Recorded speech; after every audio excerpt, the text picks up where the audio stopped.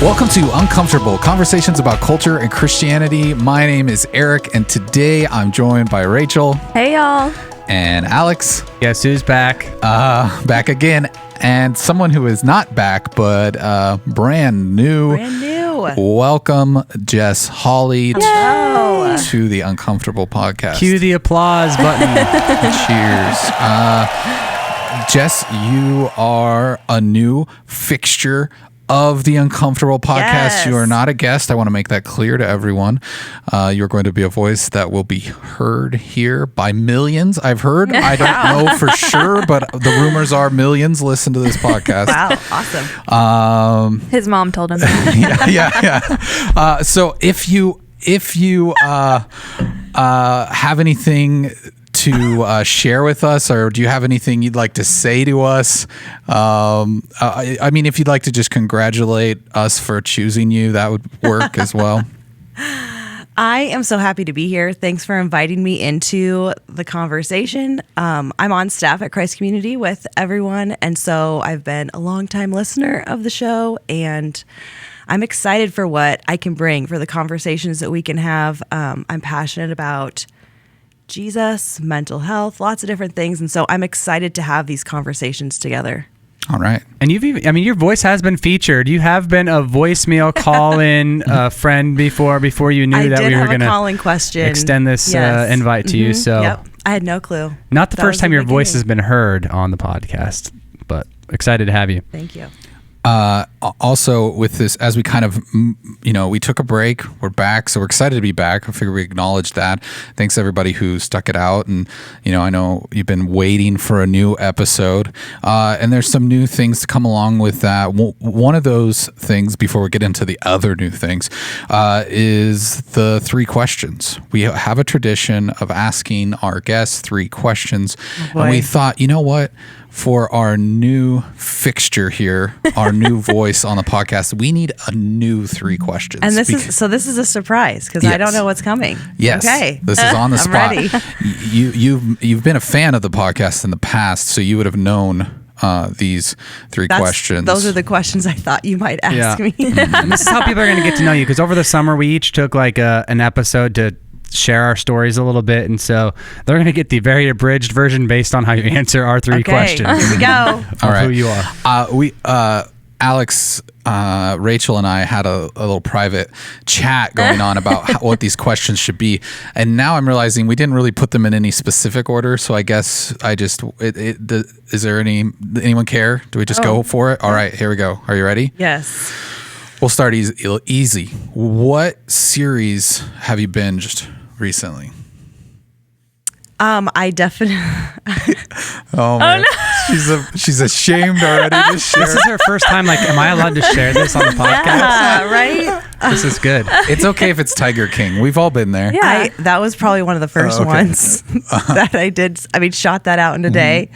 I definitely went back and rewatched Friends during COVID because, there's always those, it's going to leave Netflix for the rest of your life. So I have to catch on. So okay, so Friends. Yep, we're going to play it safe. Yeah. There's several others, but man, I really wanted to hear a not safe one. All right, next question. If you had an unlimited supply of one thing for the rest of your life, what would that be? An unlimited supply of one thing. The obvious thing to say would be money, right? Oh. That's what people would say.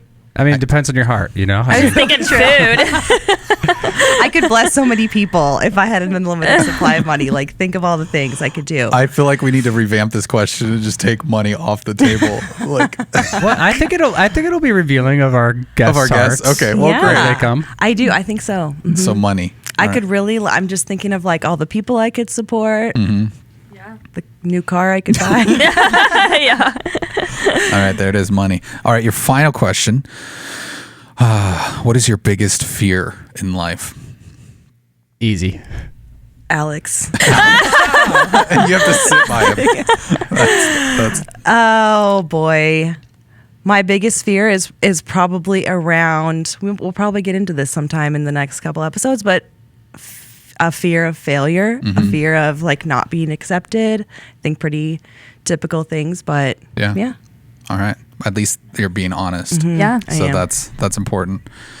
So as I mentioned, the format of the show is going to change up just a little bit as we move forward. We're gonna try to kind of segment things.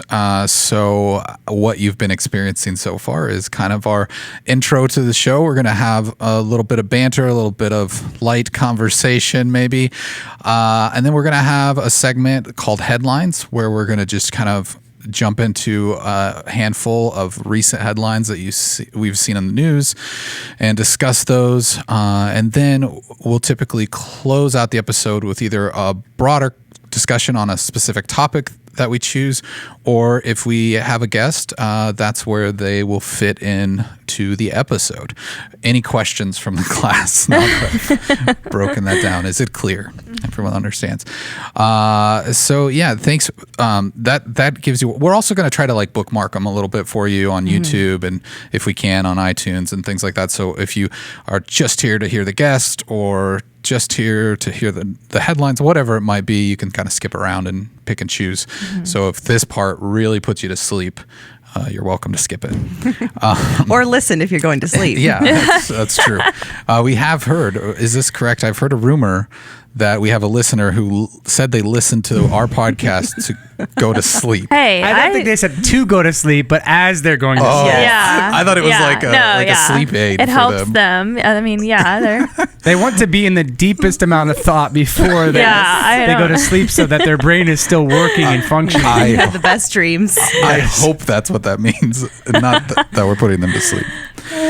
All right, we got to know Jess a little bit. Is there anything that you feel like you left out that, before we move on, that you'd like to share with our listeners to get to know you? You mentioned you worked here.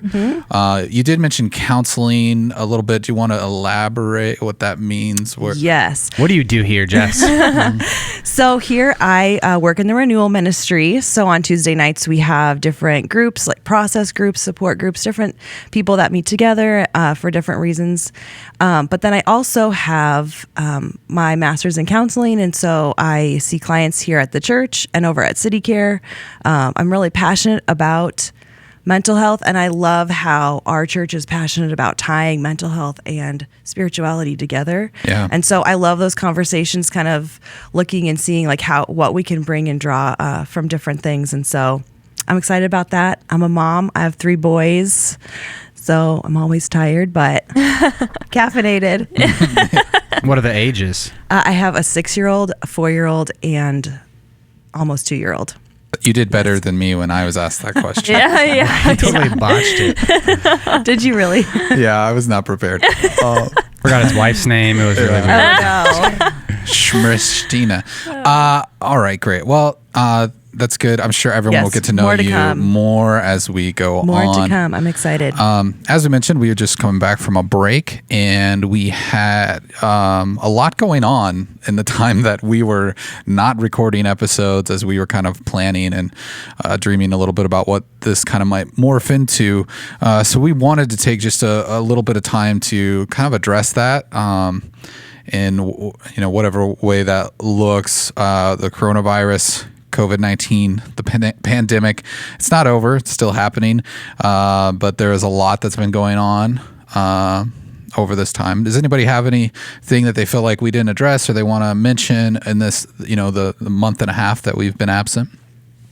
I know, yeah, it's just been a wild whirlwind. I mean, because even it feels like we've been absent longer than that because we were doing it on Zoom and not in the same room. And even now, like if you're a watcher, you can see we're like sitting differently and all that kind of stuff, just trying to care for all that. Like I think our last episode we recorded, and hopefully we won't have guests like my kids running through the curtains anymore. That's nice. That was kind of fun, though. Yeah. But I think that's like the week that the George Floyd stuff had happened, and that obviously sent shockwaves, rightfully so, through the United States with civil unrest and racial tensions and all of those types of things. And so even in Omaha, there had been riots and protests and a death that was happened. So a lot of those things on top of the coronavirus, and then like lack of being able to be together and process through emotions, and then weddings, funerals, the whole world, has kind of been shifted because of this.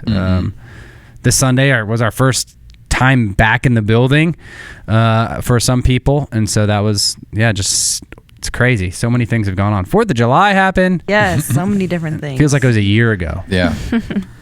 Time has been flying by, and I think it's just, I think it's affected the way that we've all kind of interacted with one another online.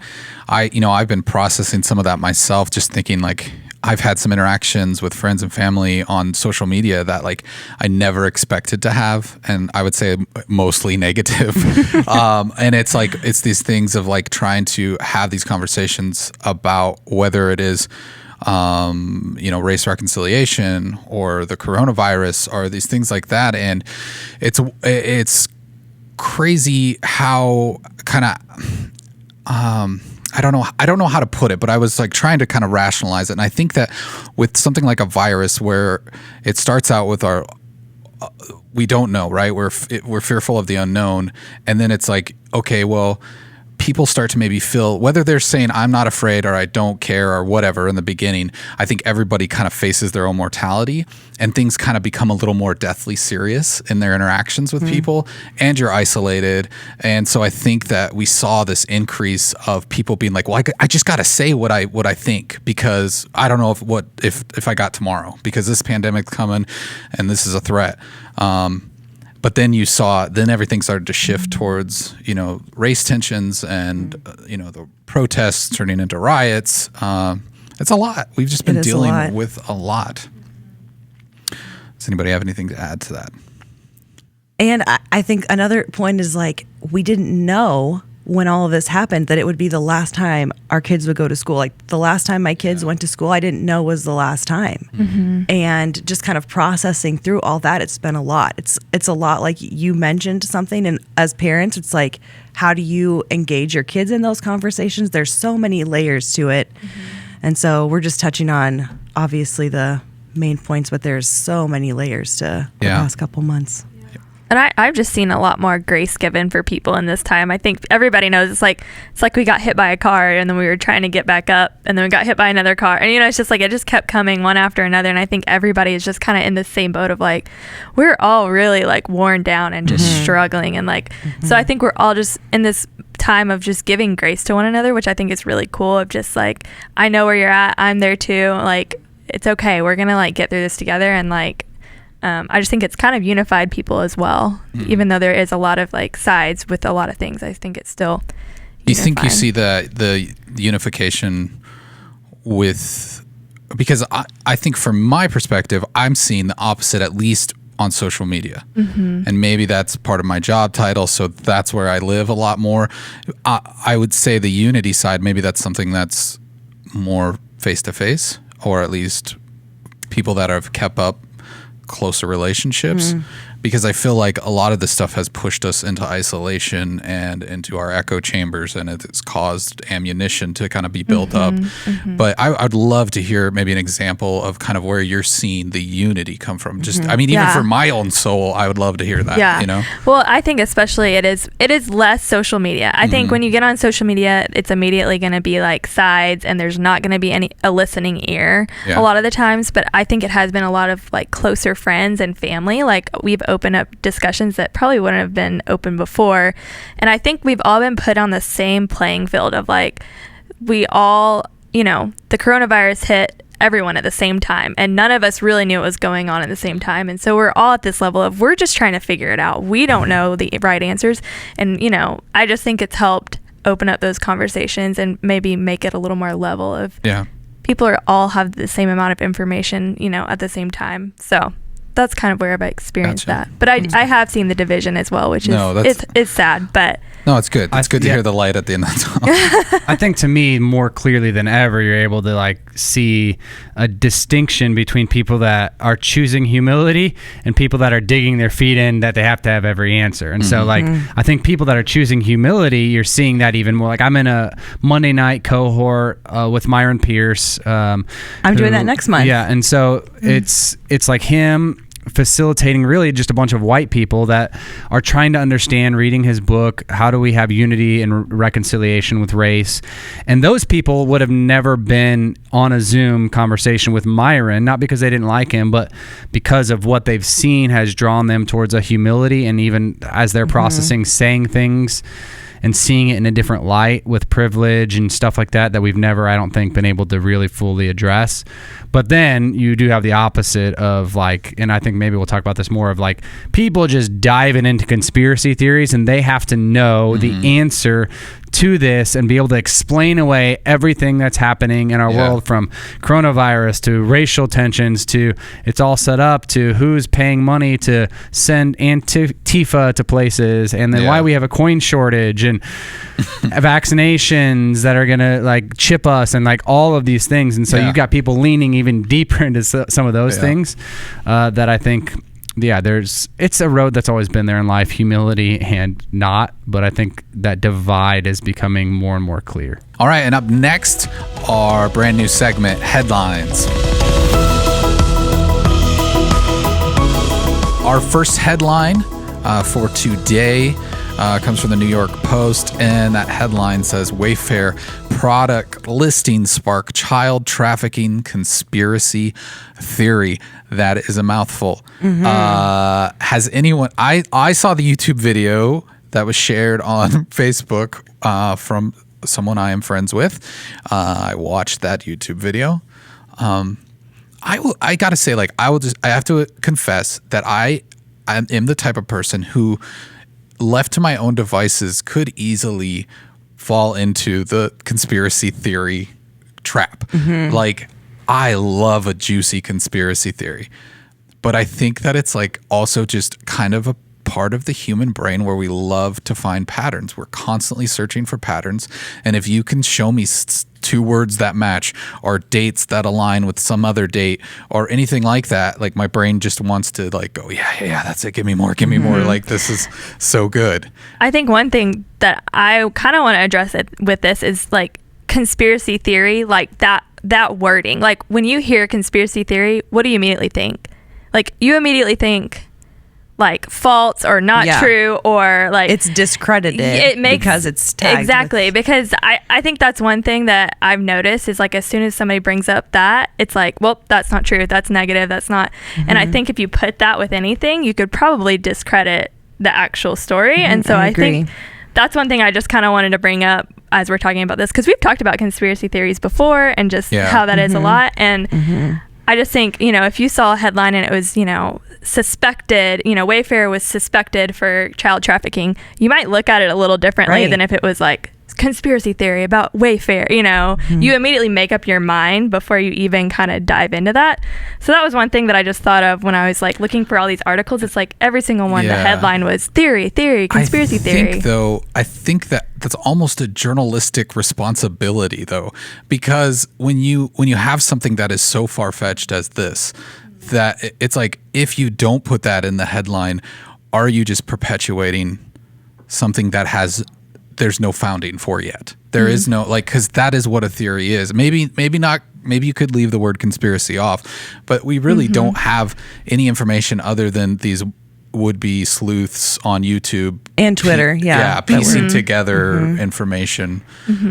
Does anyone want to take? I feel like I'm talking a lot. Does anyone want to explain like this, so people, if they haven't heard what this is, take some time to explain it? Anyone? We'll draw straws. No, nobody. I can. Okay. So I think it all started on Twitter, where there was a lady that was going to remodel her garage. She was looking for some cabinets, and so obviously you go to Wayfair. They got what you need. Yeah. And so she started looking for these cabinets, and then she came to, like, farther down the page, there were these cabinets that were like $13,000, and they're very basic cabinets. And so then she started looking at the names of the cabinets, the SKU numbers of the cabinets, and things on Google.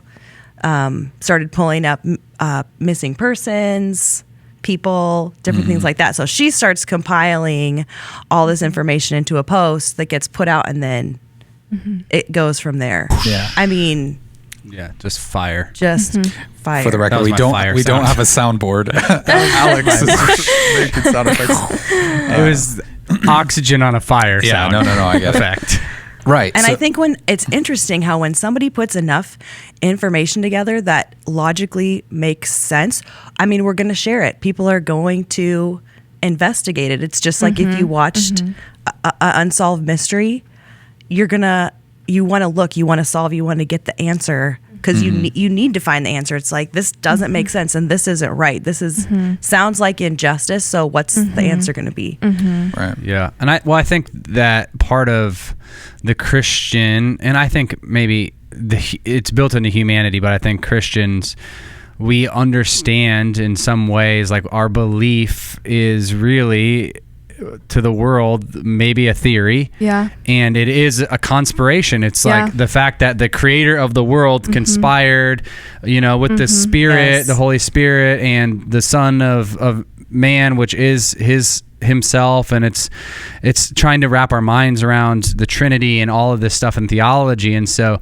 for us, like, we know it's easy to be considered wild or crazy, and like Scripture even tells us that because of our beliefs, people are going to reject us and push us away, and those types of things. And so when we're looking at culture and that kind of stuff, it's easy for us to like lean into that, I think, because we have a faith that to some is unfounded, to some, as they try to press into science, even though I think science can point in a huge way towards Christianity, I think we just want to reject it based on all of that kind of stuff. And then we don't help ourselves when we do silly things like, the Bible has this many words, and if you turn to the exact middle of the Bible, it says this exact, these exact words, as if the Bible was written in English and there's not other translations. And so you see posts like this all the time that are like pointing towards like, God worked this out. And I have no doubt in God's sovereignty to be able to work out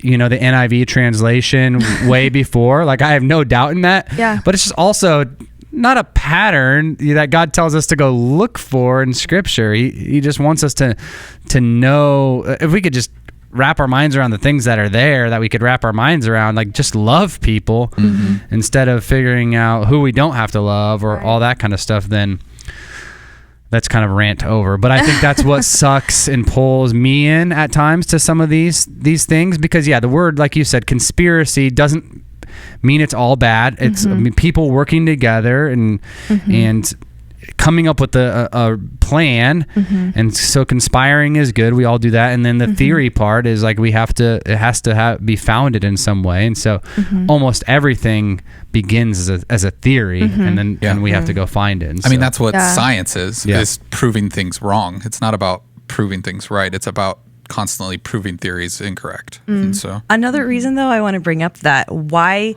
something as it's as wild as Wayfair is hiding children in cabinets to be sold on their website. Like, it's could be considered a conspiracy theory, but also we believe that because we live in a world where things like this have been not exactly like this, but are proven true. Like, there are horrific things that's like, if we just count this as a conspiracy theory, like, are we doing justice to this? Like, is there something there? So it's hard when those two things collide. Yeah, for sure. And now people I saw are calling the FBI to investigate. So, I mean, I'm a 1 on the Enneagram, if anybody knows about what that is. And so I am black and white. And so this kind of stuff, it's so easy for me to either fall on the side of like, that's just a lie. Like, why would they even think about that? That's not even true. Or go all the way to the other side of being like, this is definitely true. Like, I have to fight for this. And so I think this year has been so huge for me of finding that middle ground of like, okay, if you go too far on either side, it's not healthy. Like, if you're spending all of your time trying to prove that people are wrong about a theory and not on trying to prove that the gospel is true, or like, you know what I'm saying? Like, as a Christian, like, that's your main focus. And if you go too far on either side, it's unhealthy. And so I think that's just a huge thing I've been learning through all of the stuff that's been happening. Is there's always two sides, but where's the healthy, like, what God is asking of you and where you should be as a Christian. Yeah, I think that's good. If the devil can't make you bad, he'll make you busy. Well, and I think with conspiracy theories as well, like this, is when there is no founding on absolute, like there's no real investigation into it. It's just all piecing together what's available to you from a website, like, and you're like, okay, this cabinet, it has this name, I'm going to search for missing persons with that name, and then these birthdays line up, and like that's all it is. Like anyone could go out there and start to form conspiracies based on patterns or things that match, and so I think that the biggest thing to keep in mind is that there's just like about personal responsibility of perpetuating these things. If you believe that, hey, this is a problem, like they're actually trafficking, children, like, yes, like we need to take the steps to like contact the FBI, like have them doing an investigation. But like when you're just perpetuating stuff just because you've watched a video online that someone from posted on Reddit. There's a documentary on HBO Max that came out recently that was recommended to me, and it's called After Truth, and it's all about this sort of thing and how like something like a Reddit post can just cause chaos in our world, and we don't think about if this is all false, which I think a lot of people are going to assume that it is, like the aftermath of Wayfair now, like what does that cause for them? Like, if it's a legitimate business, then how do you take that responsibility of the person that did this and then go, oh, okay, well now they've just caused all this loss of business to this company because of this theory. There's a lot of checks and balances here. Anyways, we won't perpetuate that conspiracy theory anymore. Because this is still going on. This is still going on. We don't know. This weekend. Yeah. So there could be more to come. If you want my own juicy conspiracy theory about this conspiracy theory, is I think if there's any legitimacy to it, it would have to fall like maybe in the web development. Like if there's someone who is like actually could do something like that, it would be there. But for any company that big to just be like, hey, okay, we're gonna sell people on our website secretively, like it's just crazy. That part's just crazy because it'd be so easy to get caught doing that. But anyways, all right, next we have one more headline. Kanye West is running for president. Wow. Kanye West says he's running for president, but he hasn't actually taken any steps. That's from CNN. He tweeted out on the 4th of July, which, I mean, that makes sense, right? Very timely. Timely, patriotic. On America's birthday. Announcing that he's no longer supporting Donald Trump. He's hung up the red hat, and he is running in 2020. Did everybody get registered to vote after that? Well, he did teach. I know he's like released some videos on how to get registered to vote. Yeah. And some of those things. So I think there'll probably be some good things that come of it. It's also, I mean, not shocking. I mean, yeah. It's 2020. What I know, you're like shocking? at this point. But I feel like he's hinted at this before. He's dabbled in politics. Yes. I think he. I mean, it's been a wild year for him, and I think in a lot of good ways. And so, and his wife has been very involved in like criminal justice reform and things like that. So so it'll be interesting to see. Like I don't even know how that actually happens, you know, because we're so messed up with our two-party system, which. I gotta mention, some of his talking points. Like he says, he's not running on the Democratic Party. He's not running on the Republican Party. He's starting his own party called the Birthday Party. Are you serious? Because when he wins, it's gonna be like everybody's birthday. Just I had not heard that. I can see how you can get down with that. Yeah, I can see how there would be a song that would come out of that too. I'm sure it's called "Happy coming. Birthday to you." Oh no, not that. Anyways, it's a different birthday song. But yeah, that's. I thought that was interesting. There's some other things that are, he did say that he's pro-life. So I think that's. I guess now you can align with the birthday party if you're also pro-life. He did say that he's anti-vaccine. So if you're anti-vaxxer, there's another thing. Maybe the birthday party's for you. I don't know. Yeah. I mean, I assume, I don't know. He lives pro-gun, probably. He lives in Wyoming. Yeah. Oh, yeah. And he just came out with another song, though, as well, Wash Us in the Blood. Mm-hmm. So that guy's done a lot in the last year. But there's a thing that, and we've talked about, we had a whole episode on this, is Kanye Christian, is he reformed, like all that kind of stuff. But I mean, still, I think at this point, from the fruit that I've seen in his life, I can't stiff arm it. So it'll be interesting to see what happens. Yeah, I would agree with that. I think so. It sounds like 2 votes. No, I'm not saying 2 votes for Kanye. I still don't know enough about this, but I'm saying if we're basing on fruit of the spirit that's happening in someone's life, I would say I've seen more of it in the last year than I've seen other places. Yeah, I'll leave it at that. Other places. Other places. Are you talking about me? Yeah.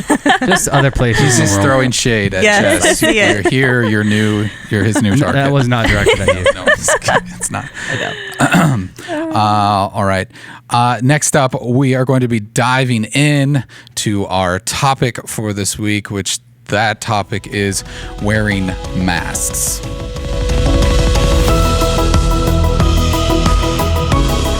All right, masks. Is everyone wearing theirs? Not right now. We're not because it's hard. We didn't want to muffle ourselves, but it is a very divisive subject right now. Let's start this off with a question: what's the craziest mask you've seen out in the wild so far? Oh, man. I've seen a lot online, like people strapping buckets to their heads and other random contraptions. Anyone? Yeah. I was at a place that requires masks to enter at one point, and someone was not wearing their mask, and the person at the door was like, "You need to wear a mask." And they're like, "Oh, you want me to wear a mask?" And they pulled out a mask that was made of lace, or it was like a see-through. Oh. So it was like, it's still a mask. Yeah. And I'm standing there like, popcorn. Yeah. Like, what's going to happen next? Yeah. I was shocked. Did they let him in? Yeah. Oh, wow. Yeah. And it made me think, well, yeah, like what constitutes a mask? Yeah, just put a screen. I mean, they were over. like, we're wearing a mask. Oh, man. Well, and I've legitimately seen people wearing crocheted masks. Like, they weren't joking. Like, that's what they thought was like a mask. They were like, oh yeah, and it's got like these huge holes in it, and you're just like, The granny square. Goodness, yeah. A doily. I know this one was a total joke, but I did see a friend wear not underwear. Okay, we've seen that online, but he had like pants that he took and like had like the zipper, so he could eat. He could unzip and zip it so he could eat food. He just like wore that just to be kind of silly. Wow. But that wasn't his actual mask. But he showed up in it, to get a reaction. Yeah. Obviously. So. And I've seen people with like the holes cut out for their mouths, or like a little hole for a cigarette or something like that online. Yeah. It's like, okay. Yeah, you need that. All right. So, I guess personally, before we jump into the meat of the conversation, like where's everybody kind of at with the mask thing? Are you wearing it often? Are you wearing it in public? What makes you choose to put the mask on or not put it on? Mm-hmm. Who would like to begin? Go for it. Okay. You're new, Jess. We're just Sure. I'm gonna look at you every time. Sure. No problem. I am wearing my mask. I do not wear it in public. So anytime that I'm out, I don't wear it in my car. I learned that lesson. But anytime I'm like in a store or at a doctor's office, anywhere, I'm wearing the mask. Part of that comes from one of our sons is high risk for respiratory illness. And so just being careful of that. And to me, like I've been wearing a mask, and I guess people would say like, what's the point where you'd be comfortable not wearing a mask? And to me, it's if I can go into a doctor's office and not have to call before I come in, and they come out and take my temperature, and only one person can go into a doctor's office. That's kind of I'll be wearing my mask. Yeah. Cool. What about you, Rachel? I'm going to be the black sheep here, everybody. Oh, we love you. This isn't just like a yes or no thing for me. I think it's more of a kind of, like I was saying, like I'm learning to be more in the middle on things. So I'd say I do not wear a mask really in public. Unless it is required, I will put a mask on and I will wear it if people ask me, or if that's something that people are having people do, then I will wear a mask. But this has been a long process of coming to this decision. And still is in process. I wouldn't say that I'm 100% like, yes, I'm going to like do this, because there's still stuff going on. There's still research happening. Like nobody really knows, the right answer right now. So I wouldn't say I'm firmly like on this decision, but that's kind of where I'm at right now. Alex? Yeah, I would say I began all of this with like a little more frivolous with masks and like should you or what's it going to look like, and actually dictating a lot of my decision based on where I was going, and like I would be like the guy that would go into a store and like feel self-conscious because I had it on but others didn't. And so I actually a funny story just popped into my mind of a friend that told me he didn't understand and he wore a ski mask into a store. Oh, like, no. That's like his wife told him that they required the Hy-Vee and that's all he had. That's very useful. I forgot about that. It just popped in my mind. Anyway, so that was a miscommunication. Yeah. And so like, and then the thing that made me think about it, he's like, and I didn't take it off. Like, That's even though he saw scary. everybody else, he's like, I was so committed to it. And so like, I feel like I'm him. Adam, shout out to you. I'm committed to it now. For a couple reasons. One, yeah, like there was just like this self-consciousness of like, well, I need to conform to what everyone's doing, even though I have this conviction, and I checked my heart on that, and that's not great. And then also our daughter, has some health issues and has to finally been able to go back into her doctor visits and all that kind of stuff. And there's a lot of questions they ask us to make sure that we're doing things when we're in public and even private, like the gatherings that we're a part of and things like that. And so I've done that, and yeah, and I try to do it without Jesus juking it as well. Like what? Because I think there's a lot of people that want to Jesus juke it one way or the other, and so that's the difficult Jesus part. would wear a mask. Yeah, like, and I'm like, you just can't make that decision for Jesus. You know, it's not there.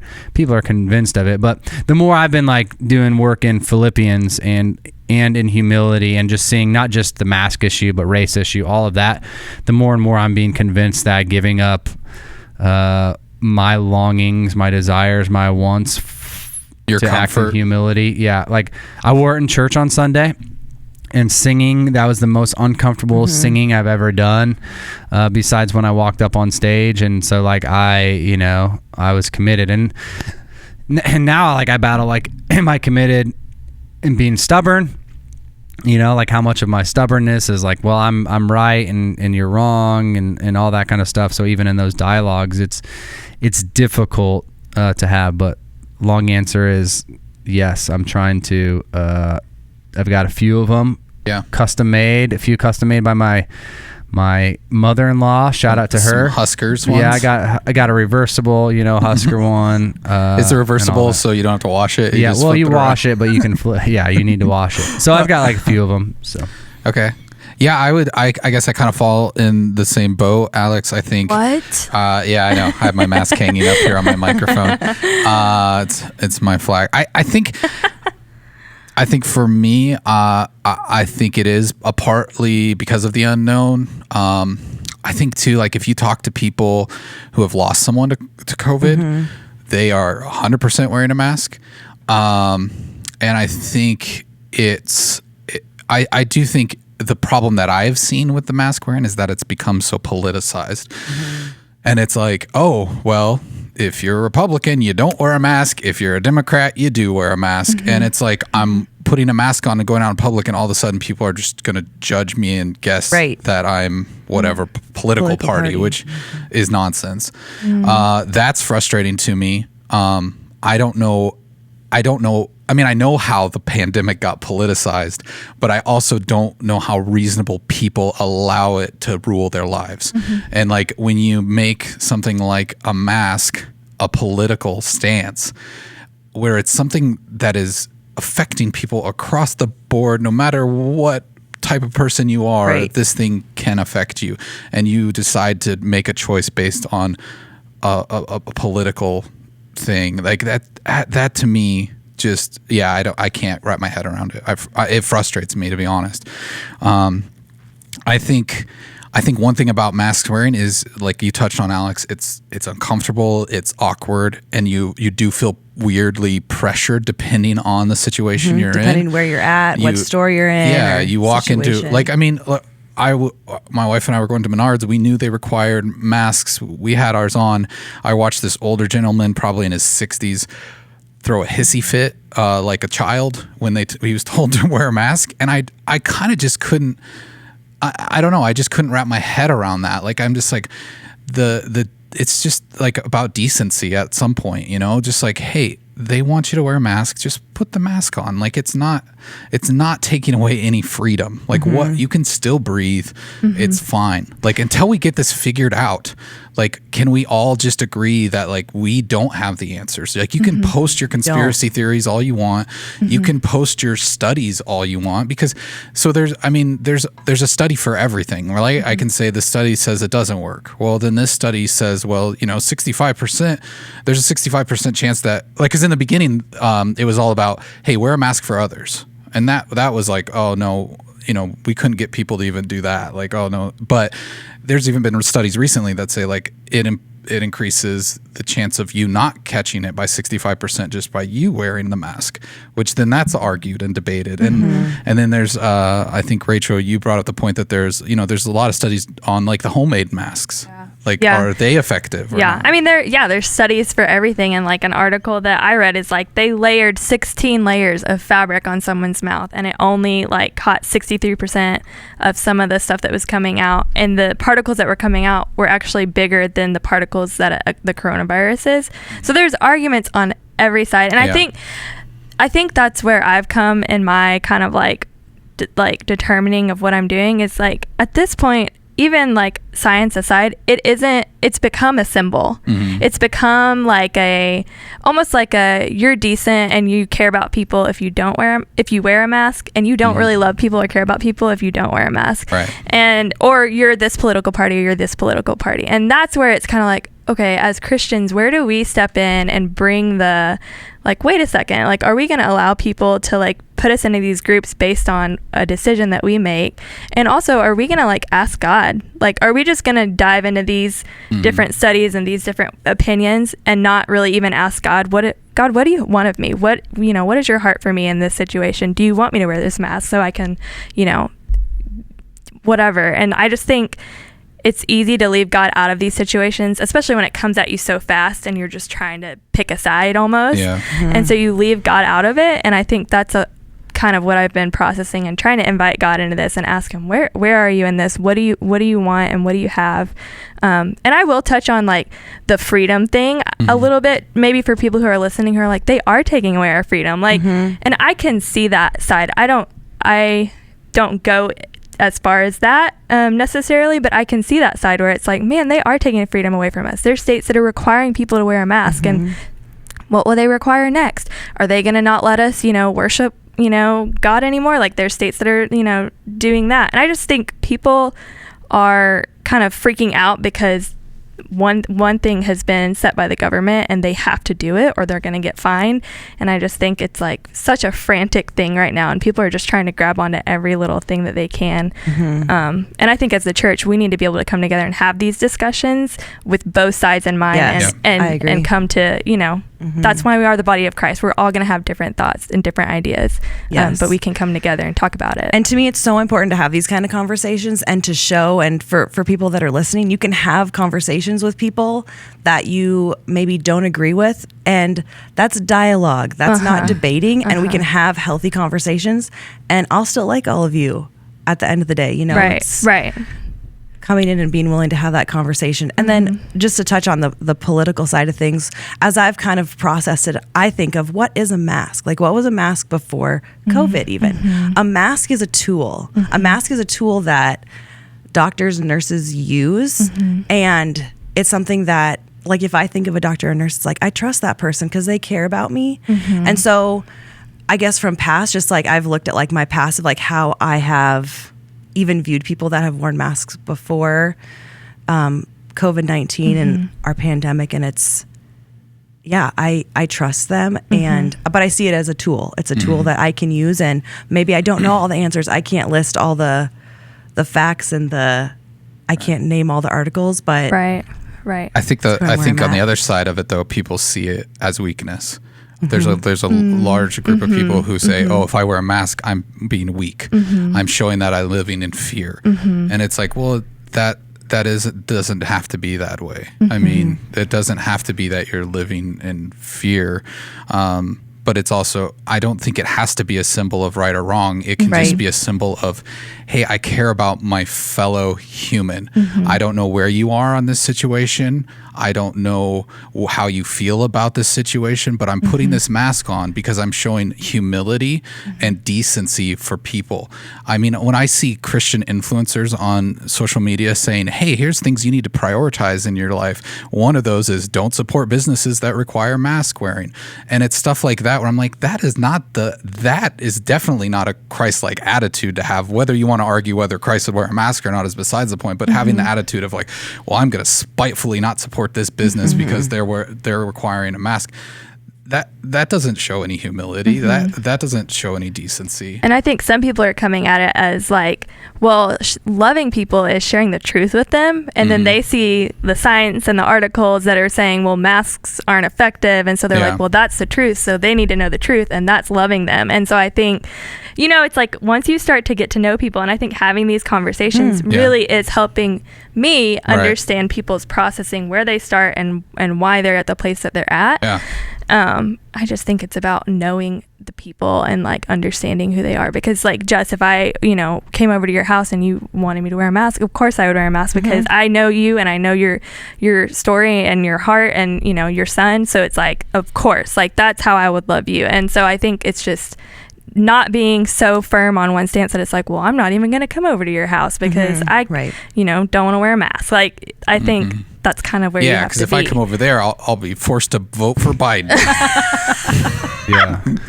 I think the other part too is, and just having clear expectations. I appreciate people that have clear expectations because I know where I can take Hannah and my family. And so when I think that there's a clear expectation of somewhere and then I go there and the expectation's not met, if I'm told, hey, to be expecting, the majority of people, or at least on staff at a place, like if I go to a store like Hy-Vee and, almost every company has their policies. Like I'm like, I feel more safe taking her to Costco. I mean, we haven't, than I do to some place where I don't know because I know for her, there's just that safety barrier that they've put into place, so because I'm accountable to that. Like I have to answer to the doctor for it. And so places that I don't know that reality, or, and then there's people I trust too. There's that whole side of things that, extended family or friends that I know, like, are caring about themselves, aren't going to show up if they're sick, all of those kind of personal responsibility things.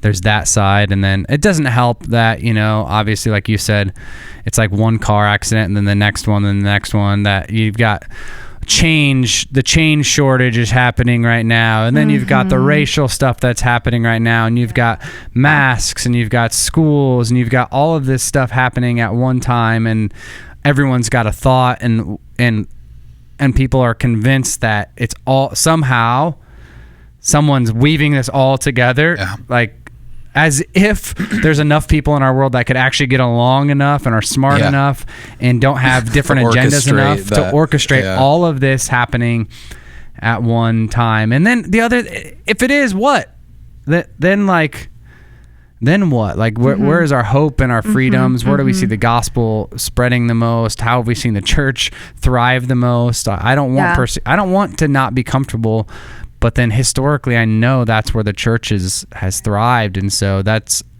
one of the things that frustrates me about being a Christian, is knowing that reality, but knowing I don't want that. I don't want to. That's dumb. I want to. I want my comforts. So. Yeah, and the fear of like what you're saying is like the government taking over and not allowing us to do, as Christians, the things that we love to do and like come to church together. It's like, you've seen that in other places. You've seen that happening. And like, do we not have enough faith in God that he could still work in those situations? And like, it does go back to either we want to control and feel like if we're in control, that's how Christianity is going to move forward, or God's in control and we can trust that no matter what happens, like, we're going to be good and he's going to be on our side and he's going to be fighting for us. Yeah. I think one of the interesting things I've seen recently is that like during the Spanish flu in like 1918, there was the same conflict with the masks, and you saw that people were forming these little committees and having meetings, and like the anti-mask committee, and like, let's get together. We can't be told to wear masks. You can actually see these like documents that people have saved. And it's one of those things that shows that this stuff doesn't change, but back then, one of the things they did, which I thought was interesting, is because it was during the war, the reason they would get people to wear a mask was to protect our troops. Like, we need to keep our troops healthy. If you don't wear a mask, you're not supporting the country. So it was like on a flip side of kind of what you're seeing right now. It was like, you don't care about our troops. You don't care about winning this war. You're not supporting them if you don't wear a mask. And so it's a lot about the narrative. So when you see our leadership now in this country and where they stand and how that influences down to at a people level and what people believe because of what our leaders do and the actions that they, are portraying out for all of us and for people who support those leaders, and they will follow them no matter what. And then you can see where we've gotten into this kind of just debate, and it's become politicized when really it's a health issue and has nothing to do with politics. It's a health issue at the root of it.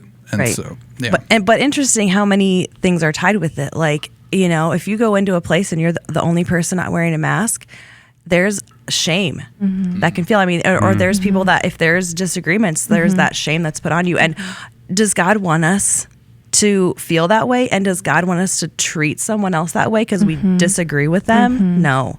And so I think like we have a responsibility to be thinking about how we're communicating, how we're viewing the world, and how our message is being sent. I mean, that's our responsibility. So I just think that kind of I think that's good. And the other part is just that it's a division thing, and we think like we love the United States, but we would love everyone on any political party is like, I wish they would just work together with me, but rarely do we have like the willingness to work together with them. Like, we want them to come on our side and work together with us, and then things could get done. And Jesus just always, like in Philippians, it talks about that over and over. Like, Paul's heart's breaking for people that are enemies of the cross. Our hearts and motives are just stiff arm them, forget them, they're dumb, they're ignorant, they're stupid, they're far off, they're nutcases, all of those things. And how could you ever believe something like that? But Jesus' posture was constantly walk towards people, build bridges, don't build walls, do all those things. I don't want to recap my whole sermon a couple weeks ago, but I mean, so much of what's happening in Philippians is link that in the comments. Well, it's not my, I mean, it's just Paul, and it's how God's word is so living, and it's so active, and it's so timely. And if we would choose humility, that's the first step in any unity happening. And then if we want to be a powerful church, we have to be unified. And so, but it all starts with going lower and not trying to push ourselves higher. And I think an important, just kind of a practical thing, is just when you start to have, like, when you form your opinion on something like this, like, just like, do a heart check. Where is it coming from? Why are you so staunch about what you believe, whether it's for or against? Like, what is that reasoning? And if it ultimately comes down to you and what you think and what you feel, that's maybe at the point where you can go, okay, well, maybe I should be considering others, and this shouldn't always just be a me thing. But yeah, it's going to be interesting to see where this goes. We're not out of it. It feels like more and more people are kind of like, COVID's over, but we're seeing a huge resurgence. We're seeing states shut down again. Schools, they're making these decisions. Like, are kids going to wear masks as a teacher? Is that going to be your whole job? I know friends that are, we've wrestled with, are we homeschooling if this is the reality? All of those things. And so it's not going away, but we can just shove it in a corner and dig our heels into our side more, or we can start to have more of this dialogue, and hopefully this helps. I think anytime when the norm changes, or it's like a habit is forced to change, which we've experienced a lot in this time, it's just like that feels wrong, so we just want to run from it and go, no, I want to go back to my normal thing. I want to go back to the comfort that I felt before, and if that means don't wear a mask, then that's where I'm headed. I want to be comfortable. I want to be where I was, and it'll all go away. And it's like, the reality of it is that is not what we're dealing with right now. We don't know what the future holds. And even in a couple of years, even if all of this has gone away and this is not where there's going to be something else. There's always something where you can pick a side. So it's like, why not really like dig in and like, just take this time to practice what that looks like and having conversations with people, because there's always going to be something. You're never just going to wait it out and then not have to pick a side ever again. Yeah. And let's be honest, we've all been wearing masks way before this in our lives. Anyway. Oh, here we go. Alex. Drop that deep one on you. Sorry, were you a bank robber before? No, I'm just saying in our lives with our identities, you know. The metaphorical Yeah. mask. Metaphorical. Yeah. That's So- good. That's a good way to end this conversation. I was hoping so. Yeah, thanks. But before we go, if people have been listening this whole time waiting to find out, we did a survey before, like right when we took the break, and a lot of people participated in that, and we have some names in a coffee mug over here, and we're going to draw one of those names. Yeah, thanks for I doing can verify that there are multiple names written down. There's not just one. There we go. We should probably let Jess do the honors of Yeah, drawing she it. should. Oh, yeah. Jesus So saves. there's like 50 Jesus. people, and that's partly why we, made some changes, and so Yeah. we hopefully you feel listened to as well. So we got a $50 Amazon gift card coming to Doing this? Digitally, yep. whoever All right, drum roll. Pulls out- Here comes out of it this- comes. Sometime today, Here it Jess. is. Oh, Here it here it is. Danielle Limberg. All right, Danielle. Right. Congratulations. Congratulations. Thank you for sending us your feedback. We appreciate it. We've hopefully, put a lot of that into practice and kind of, molded the show to be, based on some of that feedback. Yep. So, thanks everybody for joining us. Thanks you guys for having these conversations, and I'm just glad to have like a civil conversation about me masks too. instead of just some angry yelling on Facebook, all caps. Jess, thanks for being here. You did great Thanks on for your having first me. episode. So happy to be here. I'm excited to see where this goes. Yes. To everyone listening, we really appreciate it. We appreciate your support through all of this, and we hope you continue to listen. We hope you share this with friends and family. If you enjoyed it, we'd love to have them listen. Also, if you're listening on iTunes, why don't you drop us a review? 5 stars would be great, but be honest. But if it's less than 5 stars, we all cry a little bit. If you'd like to reach out to us, you can do that on social media at CCC Omaha, or you can send us an email directly to this podcast. That email address is podcast@cccomaha.org. Until next time, we'll talk to you then.